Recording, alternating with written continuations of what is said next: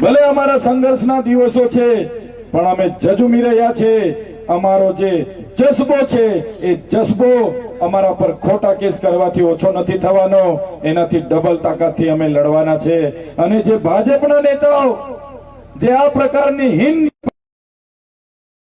પ્રશાસનનો ઉપયોગ કરીને કરાવી રહ્યા છે, એ ભાજપના નેતાઓને પણ તમે કહી દેજો કે તમને વેઠાય એટલું જ અમારા લોકોને હેરાન કરજો.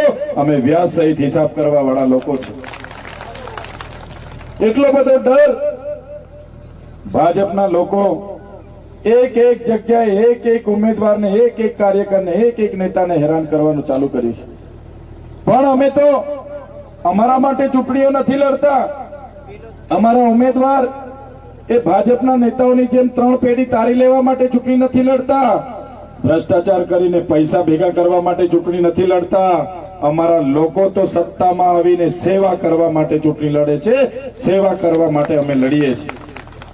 અમે જ્યારે ગુજરાતમાં જેટલા પણ આમ આદમી પાર્ટીના 70 થી પણ વધુ ટકા યુવાનોને અમે નેતૃત્વ આપ્યું છે, ત્યારે અમારો ધ્યેય એ જનતાની સેવાનો છે.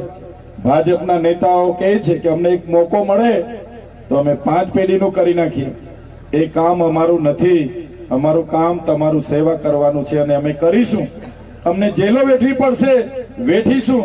અમારા પર ખોટી ફરિયાદો થશે, વેઠીશું.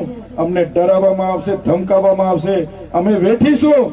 પણ ગુજરાતની લોકશાહી બચાવવા માટે, ગુજરાતના સંવિધાન બચાવવા માટે અમે ગુજરાતની જનતાના ન્યાય માટે લડતા રહીશું.